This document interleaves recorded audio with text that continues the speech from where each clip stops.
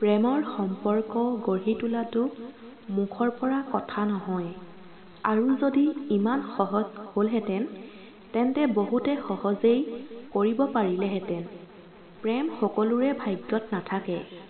প্ৰেমৰ জোৱাৰত সাঁতুৰিবলৈ পুৰুষসকলে অলপ বেছি চেষ্টা কৰিব লগা হয়, কাৰণ নাৰীৰ আঁৰত মৰমৰ মানৱীয় ৰেখা থাকিলেও পুৰুষৰ ক্ষেত্ৰত কথাটো এবাৰতে সেই দিশলৈ গতি নকৰে। এই ক্ষেত্ৰত পুৰুষসকলে বেছিভাগ সময়তে মহিলাৰ পিছে ঘূৰি ফুৰিব লাগে, আৰু প্ৰেম কেৱল ঘূৰি ফুৰিলেই পোৱা নাযায়।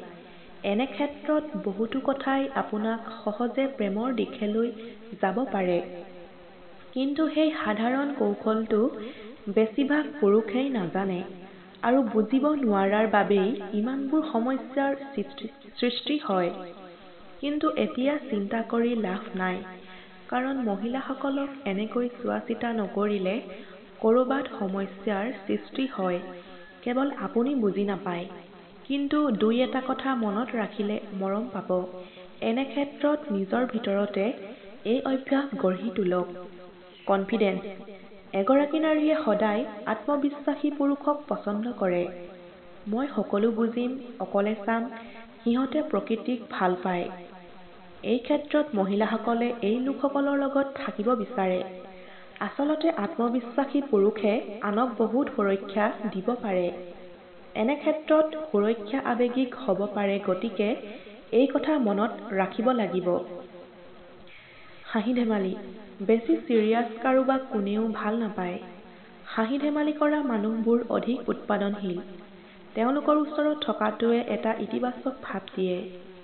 তদুপৰি বিভিন্ন গৱেষণাৰ পৰা দেখা গৈছে যে হাঁহিলে মানুহক ভাল দেখা যায়, গতিকে নাৰীয়ে এনে পুৰুষক বহুত ভাল পায়। ফিটনেছ ভাল। কওকচোন, পাতল পেটটো কিয় কোনোবাই ভাল পাব? আচলতে ভাল ফিটনেছ বজাই ৰখাটো অতি প্ৰয়োজনীয়। এই ধাৰণাটোৰ এটা মানসিক দিশো আছে। আচলতে ফিট পুৰুষৰ আত্মবিশ্বাস বেছি। তেওঁলোকৰ লগত কোনোবাই নিৰাপদ অনুভৱ কৰিব পাৰে। এই কাৰণে মহিলাসকলেও এই পুৰুষসকলক বহুত ভাল পায়। কেয়াৰ কৰা। নাৰীয়ে নিজৰ প্ৰেমিকৰ মাজত নিৰাপত্তা বিচাৰে। আচলতে কিছুমান অধ্যয়নত কোৱা হৈছে যে তেওঁলোকে নিজৰ পত্নীৰ মাজত দেউতাকৰ ছাঁ বিচাৰে। এজন পুৰুষে নিজৰ ছোৱালীজনীক যেনেকৈ দেউতাকে চোৱাচিতা কৰে, ঠিক তেনেদৰে চোৱাচিতা কৰাৰ আশা ৰাখে প্ৰেমিকৰ পৰা। এই কাৰণে নিজৰ মাজতে অলপ যত্ন লোৱাৰ অভ্যাস গঢ়ি তোলক। কথা শুনা। কিছুমান পুৰুষৰ কিছুমান বেয়া অভ্যাস থাকে। তেনে এটা বেয়া অভ্যাস হ'ল সঠিকভাৱে নুশুনা। বৰং বহুতৰে নিজৰ কথাবোৰ মানুহৰ ওপৰত জাপি দিয়াৰ অভ্যাস আছে। এতিয়া এই কাম কৰা নহ'ব, বৰঞ্চ আপোনাৰ সঙ্গীৰ কথা শুনিব।